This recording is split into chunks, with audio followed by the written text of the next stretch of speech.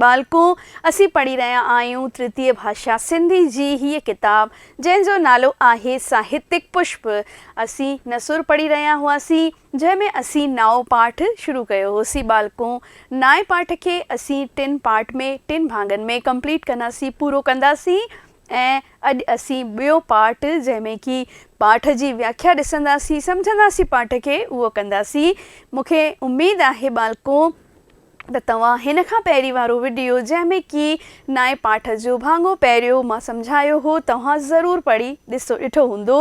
अॼु बि तव्हां ॿियो पाङो सुठी तरह सम्झंदा, गॾोगॾु किताब पेंसिल हथ में खणी करे वेंदा। ॾिसो मां पाण सां गॾु पेंसिल खणी करे वेठी आहियां, कॉपी पेन भी खणी वेंदा, छाकाणि त जेके भी नवां लफ़्ज़ तव्हांखे हुन में ईंदा उहे तव्हां लिखंदा वेंदा।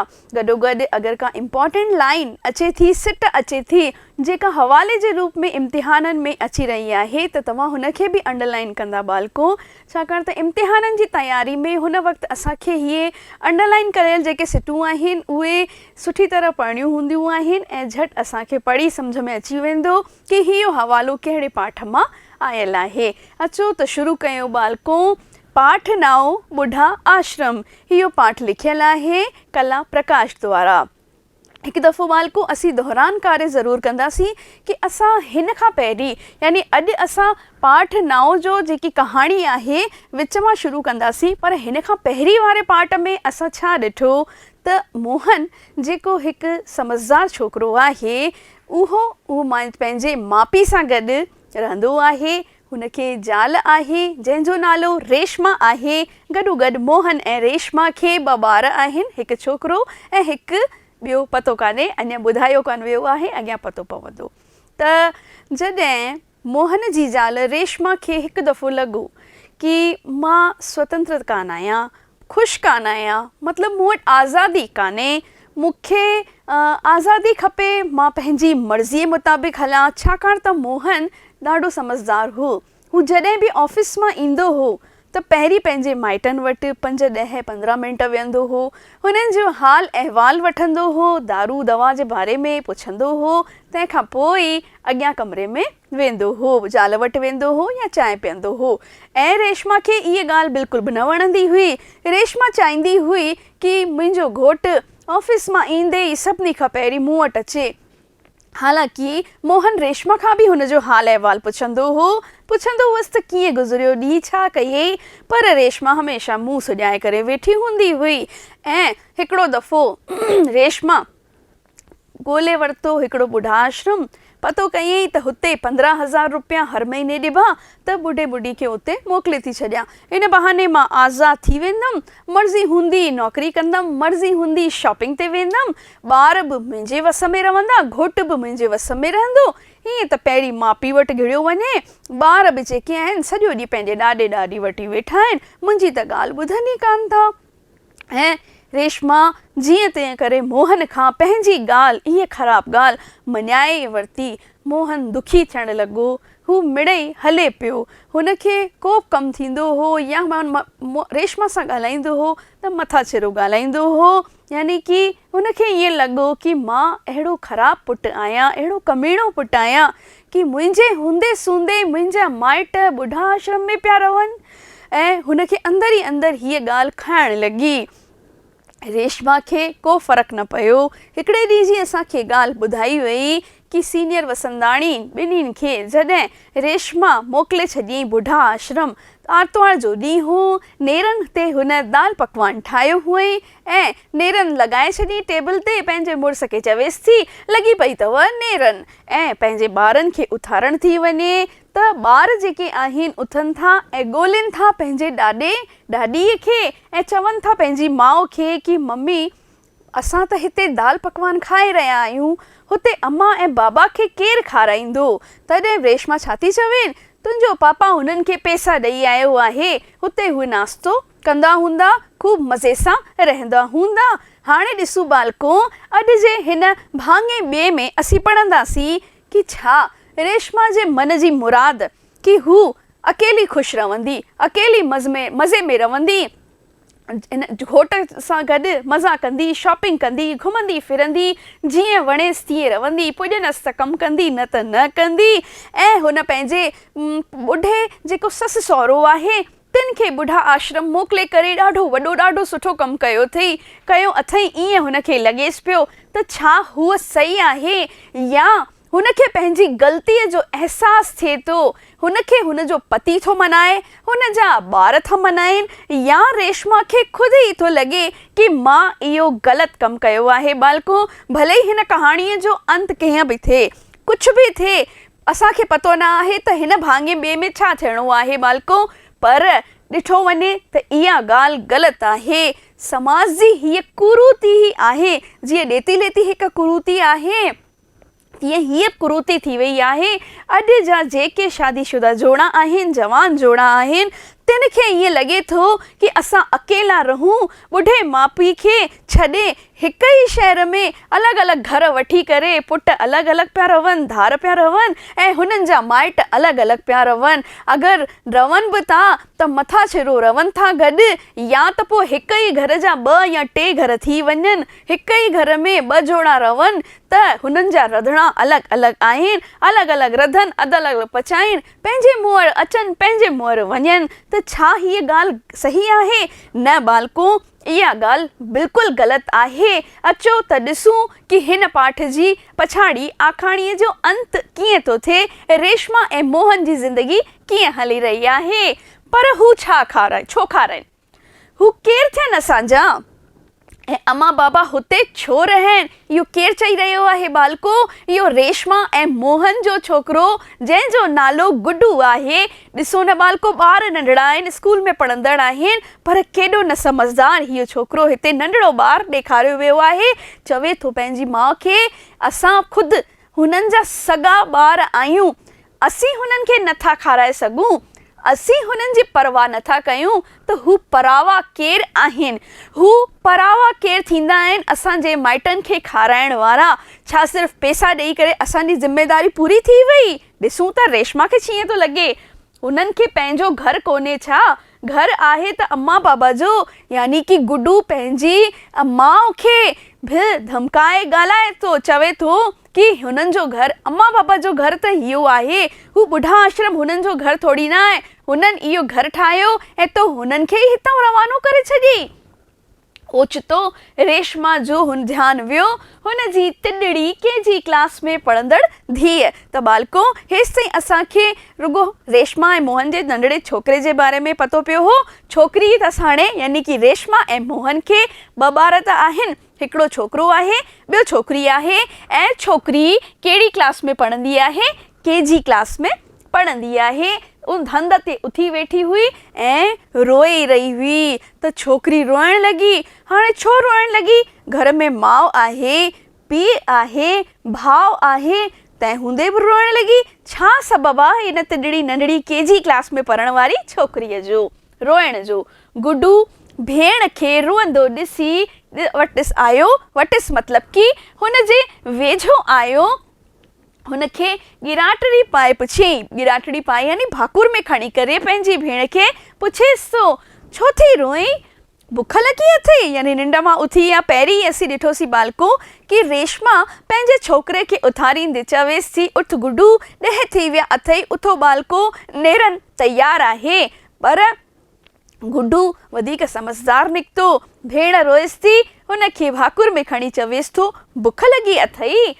हुन कंध सां नाकार करे चयो। नाकार मतिलबु बालको मना करणु, यानी कंध धूणींदा आहिनि न ॿार, न न न बुख न लॻी आहे, रोआं थी, बसि रोआं थी, मूंखे अम्मा खपे।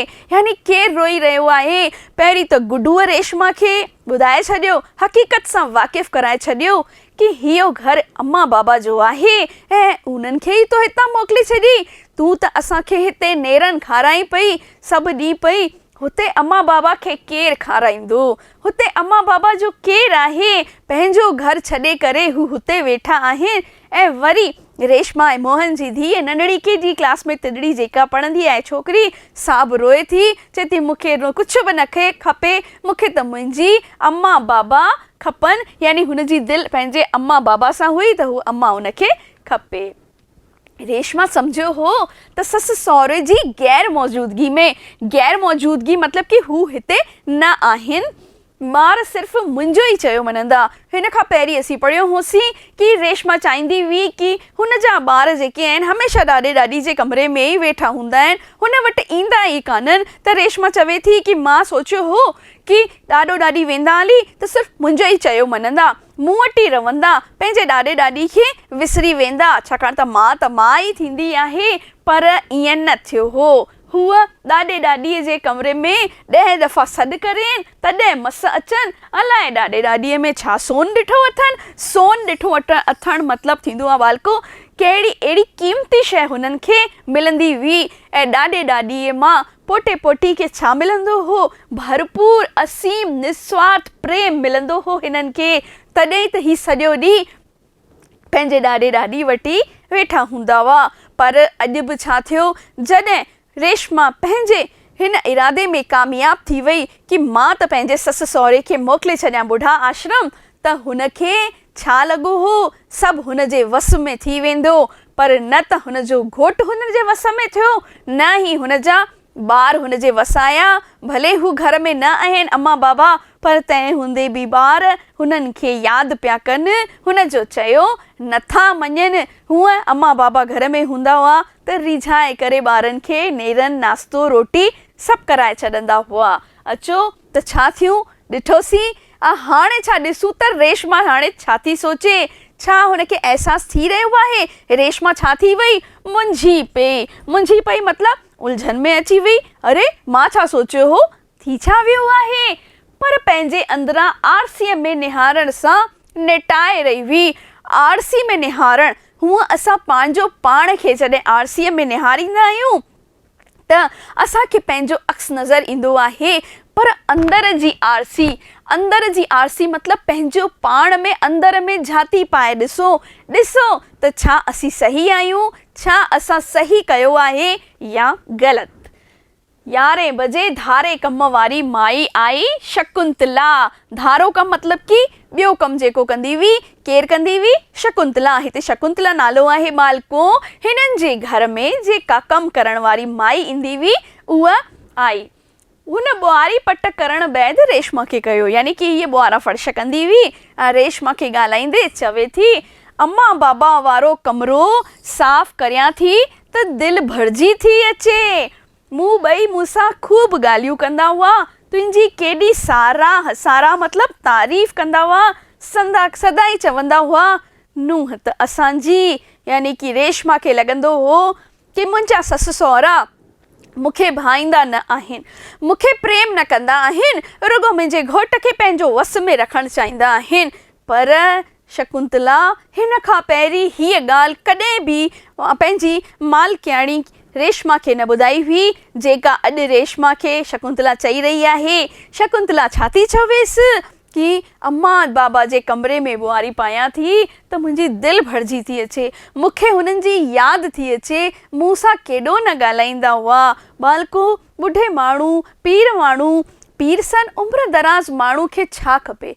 2 वक़्त जी रोटी, दवा, ऐं हुननि खे खपे रुॻो प्रेम सां ॻाल्हाइण वारो कोई खपे। ॿियो हिननि खे कुझु बि न खपे। ऐं हीअं ई हिते हिननि ॿुढनि पोड़ी सां बि थींदो हो। नूंहं त वेंदी हुई नौकरीअ ते, पुटु बि वेंदो हो नौकरीअ ते, ॿार वेंदा हुआ पंहिंजे स्कूल। हिन जेको कमु करण वारी ईंदी हुई, बसि हिननि सां ई ॻाल्हाए करे मन बहलाए रहंदा हुआ। ऐं शकुंतला छा थी चवेसि थी कि अम्मा ऐं बाबा तुंहिंजी केॾी न तारीफ़ कंदा हुआ, हमेशह चवंदा हुआ असांजी नूंहं रेशमा।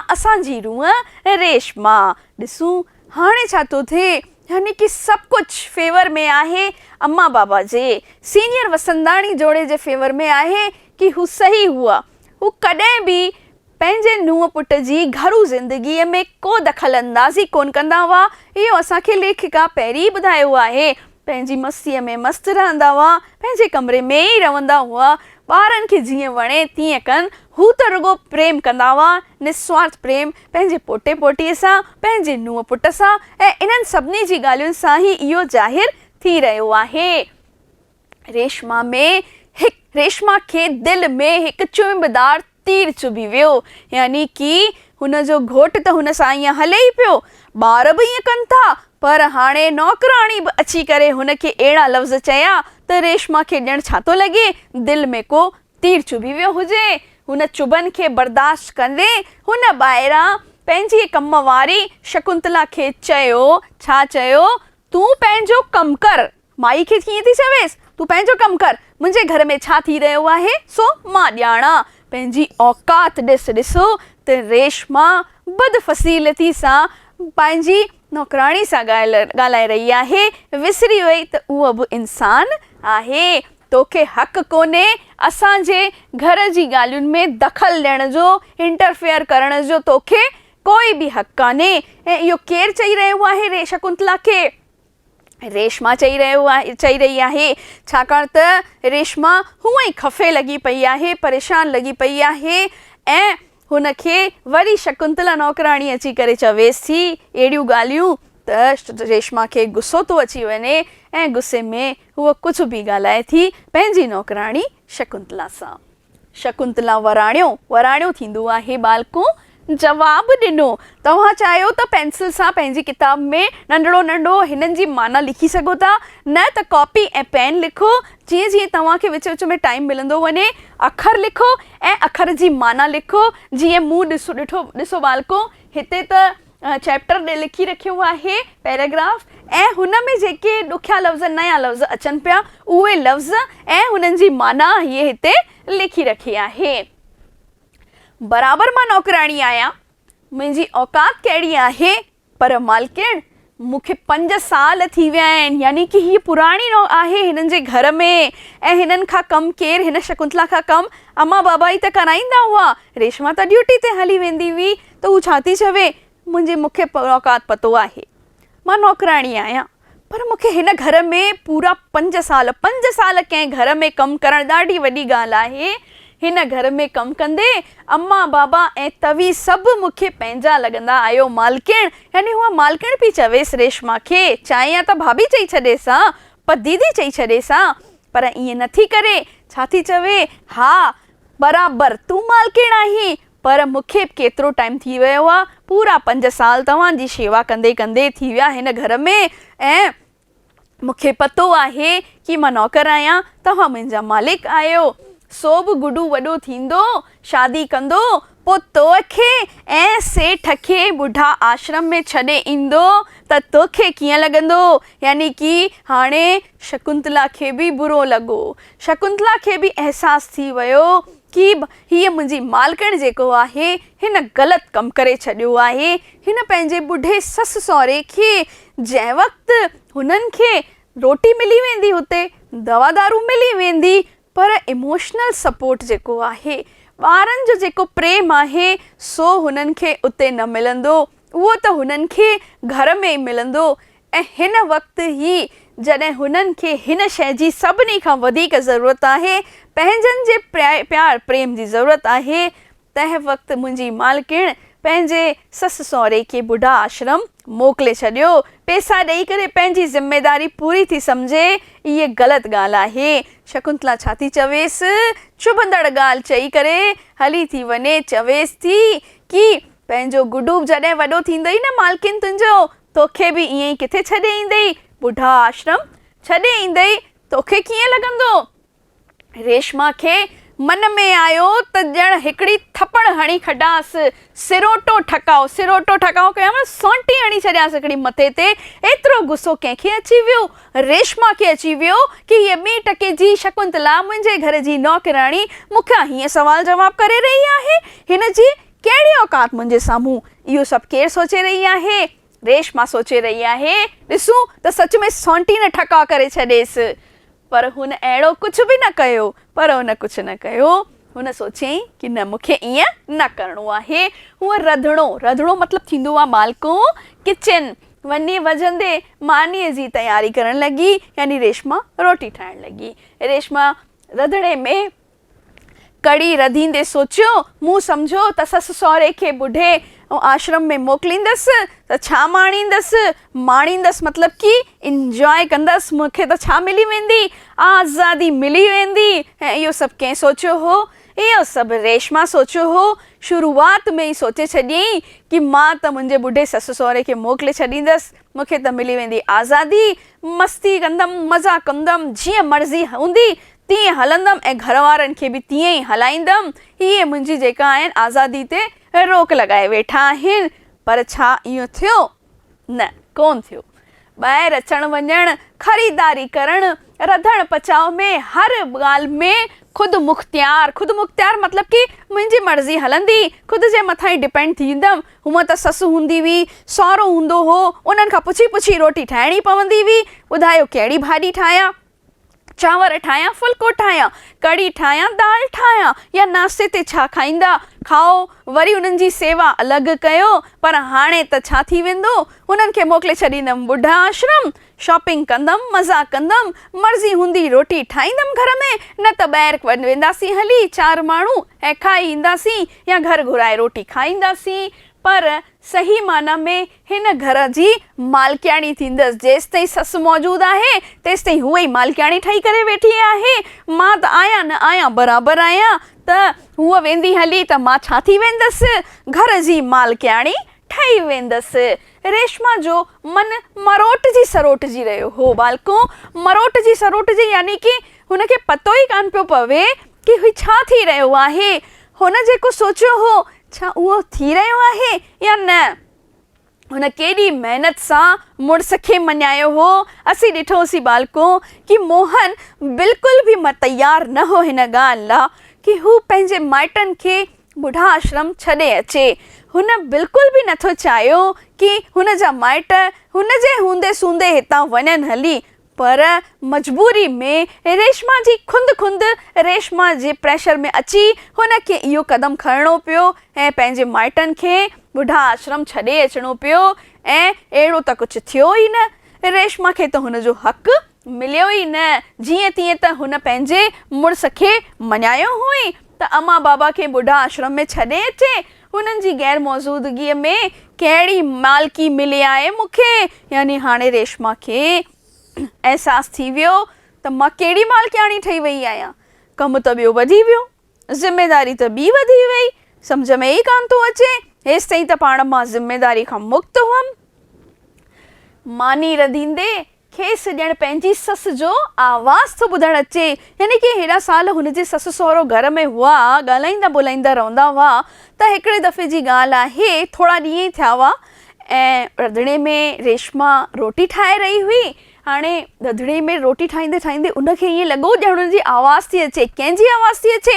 हुनजी ससु जी आवाज़ हुनजे कननि में गूंजी रही आहे। त ॾिसूं छा सच में हुनजा ससु सहुरा ॿुढा आश्रम मां वापसि थी अची विया आहिनि या रेशमा जो इहो वहम आहे। हूअ रंधिणे में अची खेसि चवंदी आहे, कुंवार असांजी चांवरनि चपटी खणी अलॻि रधजांइ, पाणीअ में ढुक विझजांइ। बालको जेको उम्र दराज़ थींदो आहे, औरत या पुरुष जेके पीर सन माण्हू थींदा आहिनि, तिन जा ॾंद थोड़ा कमज़ोर थी वेंदा आहिनि। ऐं असां सिंधी त हूअं ई छुड़ा चांवरनि खाइण जा मशहूरु आहियूं। त हिननि जे घर में बि छुड़ा चांवर ठहंदा हुआ, त हीअ चारई त जेके जवान हुआ से त उहे खाईंदा हुआ। ऐं हिननि अम्मा बाबा लाइ, ॿुढे ॿुढी लाइ अलॻि सां चांवर ठहंदा हुआ, जंहिंमें थोरो पाणी वधीक विझी करे ऐं हुननि खे थोरो नरम ठाहियो वेंदो हो। छुड़िया चांवर हू न खाई सघंदा हुआ। त अम्मा छा चवंदी हुअसि, रंधिणे में अची चवंदी हुअसि, कुंवार असांजी चांवरनि चपटी थोरी अलॻि रधी छॾिजां, थोरो पाणी वधीक विझजां। असांखे नरम चांवर था खपनि, ॾंद कमज़ोर आहिनि न कुंवार। जवानीअ में असांखे बि छुड़ो चांवर वणंदो हो। फुल्कनि ऐं भाॼियुनि लाइ बि का हिदायत ॾींदी हुई। यानी कि हीअ त थी चांवरनि जी ॻाल्हि कि नरम चांवर खाई सघंदासीं, ॾंद कमज़ोर आहिनि।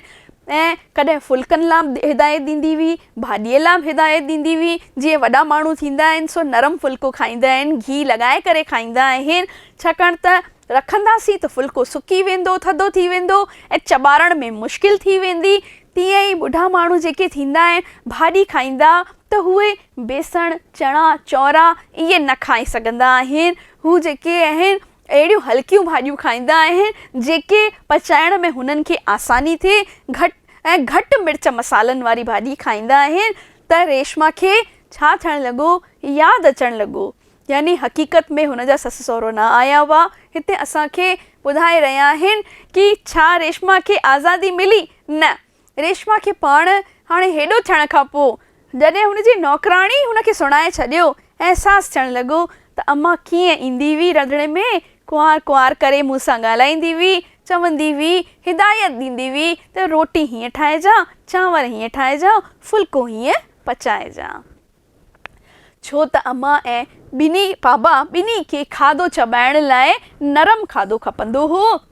रेशमा खे ख़्यालु थो अचे त ॿुढा आश्रम में उहे कंहिंखे इहे हिदायत कंदा ऐं केरु खेसि नरम चांवर ऐं सन्हड़ो नरम फुल्को पचाए ॾींदा। भाॼियूं जेके मिलंदियूं से खाईंदा। खेनि खाधो वणे या न वणे, चॿाड़े सघनि या न सघनि, ॿुधर वटि जेकी मिलनि, ॿुधर खां वठी सो 7 करे खाधो हूंदुमि। यानी कि ॿुधर यानी कि अञा पिछले ॿुधर जी ॻाल्हि आहे, वधीक ॾींहं हिननि खे वे न थिया आहिनि। ऐं रेशमा सोचे थी कि अम्मा ऐं बाबा कीअं मूंखे हिदायत कंदा रहंदा हुआ, चवंदा हुआ त हेड़ी रोटी ठाहे, हूअं ठाहे, हीअं ठाहे। छाकाणि त ॿुढापे में ॾंद कमज़ोर आहिनि, पाचन शक्ति बि कमज़ोर थी वेंदी आहे, हाज़मो सही न रहंदो आहे, त हुननि लाइ नरम फुल्को पचाइणो पवंदो आहे, भाॼी सवली ठाहिणी पवंदी आहे। हुते ॿुढा आश्रम में केरु हुननि जो ध्यानु रखंदो हूंदो? ॿुधर खां वठी विया आहिनि, जहिड़ी रोटी मिलंदी हूंदनि ओड़ी खाईंदा हूंदा। भई जेकी सभिनी लाइ ठहंदी, हुते ॿुढा आश्रम में सभु जात जा माण्हू रहंदा आहिनि, सभिनी धर्मनि जा माण्हू रहंदा आहिनि, अलॻि अलॻि हिस्सनि मां अलॻि अलॻि शहरनि जा माण्हू अची रहनि था, त जहिड़ी हुननि खे रोटी मिलंदी हूंदी तहिड़ी त खाईंदा हूंदा। हुननि जी सेवा टहल टकोर केरु कंदो हूंदो अलाए। हाणे रेशमा खे हिननि ॻाल्हियुनि सां लॻे थो त थोरो थोरो अहसासु थियणु लॻो आहे। हुनखे लॻी रहियो आहे कि मां आज़ादीअ लाइ इहो सभु कुझु कयो, पर मूंखे आज़ादी मिली कोन मिली। वरी उनखे ध्यानु थो अचे कि अम्मा बाबा जी हालति अहिड़ी हुई, अलाए अम्मा बाबा रोटी खाईंदा हूंदा या न खाईंदा हूंदा, या जेकी मिलंदी हूंदनि उहे ई त खाईंदा हूंदा। रेशमा मंझंदि जो मानी तयारु करे सोचे ई रही हुई। हुन जो मन रंधिणे में न हो, रधण में न हो। रधण मतिलबु कुकिंग में, पचाइण में, यानी कि रोटी त ठाहे पई पर मन सां न पई ठाहे। केतिरो लूणु मिर्च विझी रही हुई, खेसि ख़बर ई न पई पवे। ख़ासि करे उहे लफ़्ज़, यानी कि हुई त रंधिणे में, किचन में कमु करे रही हुई, कुकिंग करे रही हुई, रध पच करे रही हुई, पर हुनखे सम्झ में ई कान पियो अचे। रोटी भाॼी ठाहे पई, केतिरो लूणु पई विझे, केतिरो मिर्च पई विझे, ऐं रही रही करे हुनखे ॻाल्हियूं यादि अचणु लॻियूं। कहिड़ियूं यादि अचणु लॻियूं? गुड्डू बि वॾो थींदो, शादी कंदो त मूंखे ऐं मोहन खे ॿुढा आश्रम में छॾे ईंदो। हुन जे हियाव में मादाणी विझी रहिया हुआ, यानी कि रेशमा खे पहिरीं त हुन जे घोट इहा ॻाल्हि चई कि ॾिसजां पंहिंजो छोकिरो वॾो थींदो न, पाण खे बि ॿुढापे में ॿुढा आश्रम छॾे ईंदो। वरी माई शकुंतला आई, हुन बि साॻी ॻाल्हि कई।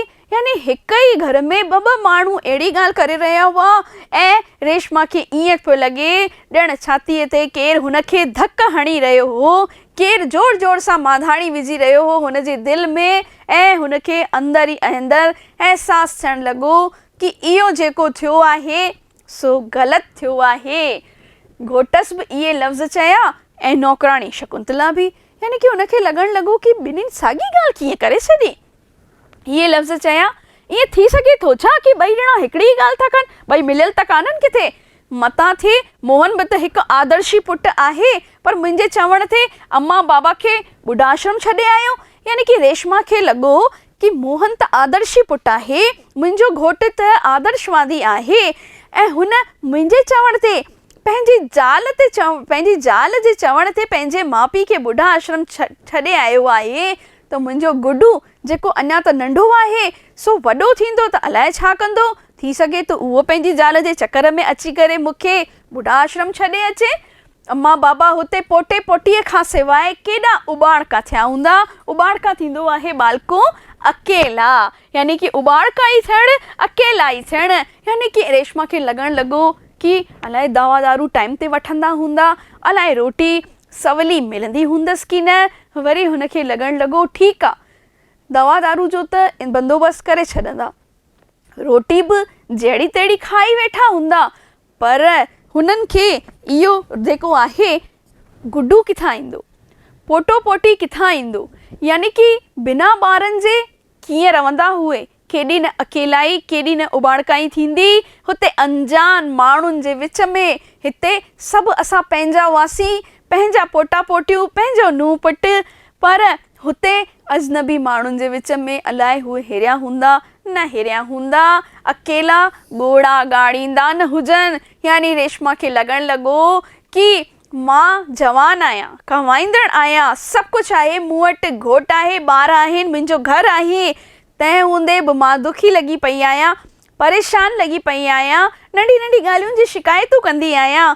त उम्र दराज़ मुंहिंजा ॿुढा ससु सहुरा पंहिंजनि खां हेॾो परे छा ख़ुशि हूंदा? ॻोड़ा ॻाड़ींदा हूंदा उहे त। यानी रेशमा खे अहसासु थिए थो पंहिंजी ग़लतीअ सां।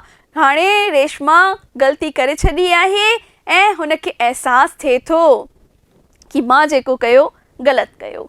रेशमा मानी रधण खां पोइ पंहिंजे कमरे में हंध ते वञी लेटी पई। यानी जीअं तीअं हुन रोटी त ठाही, थोरा ई ॾींहं थिया हुआ, अञा आर्तवार जो ई ॾींहुं हो, यानी ॿुधर ते छॾे आया हुआ ऐं आर्तवार जे ॾींहं जी ॻाल्हि हली रही आहे, छाकाणि त अॼु रेशमा खे ड्यूटीअ ते न वञिणो हो, अॼु रेशमा जी छुटी हुई। त रेशमा रोटी बि ठाहे रही हुई, गॾोगॾु सोचे रही हुई कुझु ॾींहंनि खां पोइ ई कि हीउ जेको थियो सो ग़लति थियो आहे। मंझंदि जा 2 वॼण ते हुआ, पर हुन जा हथ न हलनि जो मानी पाए मेज़ ते रखे। यानी रेशमा खे डपु लॻण लॻो, हुनखे बि लॻण लॻो कि मां ग़लति कयो आहे। हुन जा हथ ई न पिया हलनि कि हू रंधिणे मां खणी करे ऐं मानी मेज़ ते पाए छॾे। हुन भित पासे मुंहुं करे लेटी पई हुई, यानी पलंग ते ई लेटी पई हुई, भित जी तरफ़ हुनजो मुंहुं हो। हिन जे अखियुनि मां ॻोड़ा ॻड़ी रहिया हुआ। बालको, हिन ॻाल्हि सां असांखे इहो पतो थो पवे कि रेशमा खे पंहिंजी ग़लतीअ जो अहसासु हो, पर छा हूअ पश्चाताप करे थी, उहो असांखे अॻियां पतो पवंदो। रेशमा खे इहो हाणे पतो पइजी वियो कि न, मां इहो ग़लति कयो आहे ऐं हिन इहो सम्झाइण में कंहिंजो वॾो हथु आहे, सभिनी जो। यानी हुनजे घोट जो बि, हुनजे ॿारनि जो बि, गॾोगॾु माईअ जो बि, जेका घर में कमु कंदी हुई, सा हुन घर खे पंहिंजो घर कमु सम्झी करे कमु कंदी हुई। हूअ रंधिणे मां निकिती त ॾिठई घोटस कुर्सीअ ते अखियूं ॿोटे वेठो आहे। यानी आर्तवार जो ॾींहुं हो त सभु आराम में हुआ, त हुनजो घोट बि कुर्सीअ ते वेठो हो, अखियूं ॿूटे आराम पिए कयईं। कुझु सोचे पिए, हिन मोहन न अख़बार थो पढ़े ऐं न को किताब थो पढ़े। हूअं आर्तवार ॾींहुं को न को किताब पढ़ंदो आहे, पुट बि बैट बॉल करण वियो आहे। यानी कि आर्तवार ॾींहुं सभु पंहिंजो मनोरंजन कंदा आहिनि। मोहन बि अख़बार सवली तरह पढ़ंदो आहे, कोई किताब खणी पढ़ंदो आहे ऐं रेशमा ऐं मोहन जो छोकिरो बि खेलणु वेंदो आहे बैट बॉल सां। हुनजे दोस्तनि जा फ़ोन अची रहिया हुआ, यानी मोहन जे दोस्तनि जा फ़ोन अची रहिया हुआ। आर्तवार जो ॾींहुं हो, हू खेनि कूड़ ॻाल्हाए चई रहियो हो त मूंखे बुखार आहे। यानी कि फ़ोन जेके दोस्त कनि पिया, उहे कनि पिया कि घुमणु हलूं, या तूं असांजे घर अच या असां तुंहिंजे घर अचूं। पर मोहन हूअं ई उदास परेशान हो, हुनखे त पतो ई हो कि मां ग़लति कयो आहे, पर छा करे उहो बि फासी वियो। हिकु तरफ़ ज़ाल, ॿी तरफ़ हुन जा ॿुढा माउ पीउ। ॿुढनि माउ पीउ ख़ुदि ई चई छॾियो हो कि असांखे छॾे अचु भले ॿुढा आश्रम, अगरि तुंहिंजी ज़ाल खे एॾी तकलीफ़ थी थिए न त तूं पंहिंजी गृहस्थी संभाल, तूं ख़ुशि रहो, असांखे भले छॾे अचु अगरि तव्हांखे इन ई ॻाल्हि में ख़ुशी आहे। त मोहन छा हो, उदास थियो। हुन पहिरीं असांखे ॿुधायो हो कि मां अहिड़ो कमीणो पुटु आहियां, तूं पंहिंजे ॿुढे माउ पीउ खे छॾे आयो आहियां। त मोहन आर्तवार जे ॾींहुं न त अख़बार पढ़ी रहियो हो, न किताब पढ़ी रहियो हो, न रोटी खाइण लाइ तयारु हो, बसि वेठो हो कुर्सीअ ते। ऐं अगरि फ़ोन बि अचनि पिया त सभिनी खे चई रहियो हो त मूंखे बुखार आहे, मां अॼु बैट बॉल न खेलींदसि। कंहिं चयो? गुड्डू चयो। हक़ीक़त में हिन जो मन ई न थी रहियो हो जो बैट बॉल खेॾणु वञे। खेॾणु यानी कि खेलणु वञे, प्ले जंहिंखे चइबो आहे। नंढड़ी बबली, यानी पोटीअ जो नालो छा आहे बालको? बबली। यानी हाणे असां वटि सभिनी जा नाला अची विया। यानी कि तव्हां जॾहिं सुवालनि जा जवाब लिखंदा बालको त सभिनी जा कोशिशि कजो कि नाला लिखो। जीअं कि सभिनी खां पहिरीं असां वटि इर्द गिर्द कहाणी घुमी रही आहे मोहन ऐं रेशमा। हिन खां पहिरीं असां वटि आहिनि वलीराम वसंदाणी ऐं हुनजी ज़ाल। ठीकु आहे बालको, या तव्हां हिन में मिसिज वसंदाणी बि लिखी सघो था। हुन खां पोइ आहिनि हिननि जा ॿार मोहन ऐं रेशमा। तंहिंखां पोइ हिननि जा 2 ॿार आहिनि जेके नंढा ई आहिनि, गुड्डू ऐं बबली। यानी कि हिन में जेके नाला खयां विया आहिनि बालको तमामु सवला खयां विया आहिनि कि तव्हांखे यादि थी वञनि। किताबनि जो थेलो खोले बिना सबब जे किताब थेले मां कढी वरी वापसि रखी रही आहे। यानी बबली नंढड़ी केजी क्लास में पढ़ंदी आहे। हुनखे लॻो कि हूअं त अम्मा बाबा हूंदा आहिनि, उन्हनि सां खेलींदी रहंदी आहियां, ॻाल्हाईंदी आहियां, त किताब ई खणी ॾिसां। किताब कढी वरी अंदरि रखी छॾियईं। हिन खां होमवर्क करण बि नथो पुॼे। ॾाॾो ॾाॾी खेसि छा कराए छॾंदा हुआ? होमवर्क कराए छॾंदा हुआ। यानी कि हिन में ॿुधायो वियो आहे कि हुन जा ॾाॾो ॾाॾी हूअं खेसि होमवर्क कराए छॾंदा हुआ। हूअं हुनखे सभु कुझु हुनजी ॻाल्हियूं ॿुधंदा हुआ, पर अॼु हुन जा ॾाॾो ॾाॾी आहिनि ई कान। मंझंदि जा 2:15 अची लॻा, यानी 15 मिंट खां पोइ जी ॻाल्हि आहे। लंच टाइम ई हो। रेशमा पंहिंजे हंध तां उथी कमरे मां ॿाहिरि आई, यानी रुनई पे हुन अंदरि ई अंदरि, पर मोहन हुनखे मनाइण न वियो। छाकाणि त ग़लती कंहिंजी हुई? रेशमा जी ई हुई। मोहन ऐं ॿारनि जी हिन में का ग़लती न हुई, त हुनखे केर बि परचाइण न वियो। नेठि खुदी उथी आई। हुन पंहिंजे पतीअ वटि अची चयो। छा चयो? हलो ॿुढा आश्रम में अम्मा बाबा खे वापसि वठी था अचूं, पोइ अची था मानी खाऊं। ऊंदा ऐं घर में ॼण रोशन शमादान ॿरी पियो बालको। यानी कि रेशमा खे हिन सां असांखे पतो थो पवे, हिन आख़िरी लाइनुनि सां, कि रेशमा खे पंहिंजी ग़लतीअ जो अहसासु थियो। हू ग़लती सुधारण लाइ तयारु थी वई कि हलो अम्मा ऐं बाबा खे वठी था अचूं ॿुढा आश्रम मां। ईअं चवंदे ईअं लॻो कि घर में ऊंदहि हुई ऐं हाणे रोशनी थी वई आहे। बालको, इहो पाठ इते ई ख़तमु थियो। त हिन पाठ मां असीं सिखियोसीं कि माना असांखे पंहिंजी आज़ादी प्यारी आहे। असांखे ईअं लॻंदो आहे कि शादी करे ॼण फासी विया आहियूं। नए घर वञूं था, नए घर में नवां माण्हू, नवां रिवाज, नओं घर, नवां माण्हू ऐं गॾोगॾु हुननि जा नवां वीचार। नवां मतिलब कि अलॻि वीचार हुननि जा, असीं अलॻि वीचारनि जा, हू अलॻि वीचारनि जा। पर तंहिं हूंदे बि असांखे इहो न विसारणु घुरिजे कि असीं जेको आहे कंहिंजे ॿुढापे जी सहारो आहियूं। अगरि को माउ पीउ पंहिंजे ॿार जी शादी कराए थो, हुनजी गृहस्थी वसाए थो, त हिन जे पुठियां हिकु कारण इहो बि आहे कि हुनजे पुट जी शादी थी वई, गृहस्थी वसिजी वई, त हुनजो पुटु जेको आहे हुनखे बि जीअण जो आसरो मिली वियो। गॾोगॾु ॿी शइ इहा बि आहे हिन में समायल कि असां पुटु ॾियणो आहे, त इन करे ई त ॾियणो आहे न कि ॿुढापे में हू असांजी सार संभाल लहे। जॾहिं असां हलण खां हलाक आहियूं, ॿाहिरि निकिरण खां हलाक आहियूं, असांजा जेका आहिनि शरीर ॾुबरो कमज़ोर थी वेंदो आहे। तंहिं वक़्तु असांखे कंहिंजे सहारे जी ज़रूरत हूंदी आहे। हालांकि ॿुढा आश्रम में जीअं कि ॿुधायो वियो आहे सभु कुझु मौजूदु आहे, पर परिवार त न आहे। ऐं आख़िरी वक़्त में ॿुढापे में इंसान खे हुनजो परिवार ई खपे। त बालको, असांखे हिन कहाणीअ मां सिख्या ॾिनी वई आहे, हमेशह पंहिंजे बारे में न सोचिजे, ॿियनि जे बारे में बि सोचिजे। इहो सोचिजे कि मां बि कंहिंजी ज़रूरत आहियां। आज़ादी असां गॾु रही करे बि माणे सघूं था। उनखे आज़ादीअ खे हासिलु करण लाइ असीं ॿिए जो घर तोड़ियूं या ॿिए खे दुख पहुचायूं, रंज पहुचायूं, इहो असां लाइ सही न आहे। बालको, इहो पाठ अॼु इते ई ख़तमु थियो। तव्हां हिन खां पहिरीं वारो पाठ यानी भाङो पहिरियों पाठ नाए जो ॿुढा आश्रम जो ज़रूरु ॾिसंदा। 2 भाङनि में हिन खे मां विरायो आहे। हिन खां अलावा हाणे जेको वीडियो ईंदो सो ईंदो हिन जे सुवालनि ऐं जवाबनि ते, उहे बि तव्हां ज़रूरु ॾिसंदा। पाठ खे पढ़ी करे ॾिसंदा। हालांकि कला प्रकाश जेको आहे मशहूरु आहे सवली सिंधीअ लाइ। हूअ बिल्कुलु सरल सिंधी लिखंदी आहे, हेतिरी त सरल कि तव्हांखे हिकु दफ़े में पढ़ण में सम्झ में अची वञे, पर वरी बि तव्हांखे 2 दफ़ा हिन पाठ खे पढ़ी ॾिसणो आहे। हाणे छो 2 दफ़ा पढ़ी ॾिसणो आहे? छाकाणि त हवाला ईंदा। छो हवाला ईंदा त तव्हांखे कीअं पतो पवंदो कि कहिड़े पाठ मां आयल आहिनि। त तव्हां पाठ सवलीअ तरह सम्झी करे अगरि 2 दफ़ा पढ़ियो हूंदो त तव्हांखे हवाला लिखण में सम्झण में आसानी थींदी। बालको, अॼु जो इहो वीडियो ख़तमु थियो। मिलूं था अॻिले वीडियो में। तेसीं ताईं नमस्ते।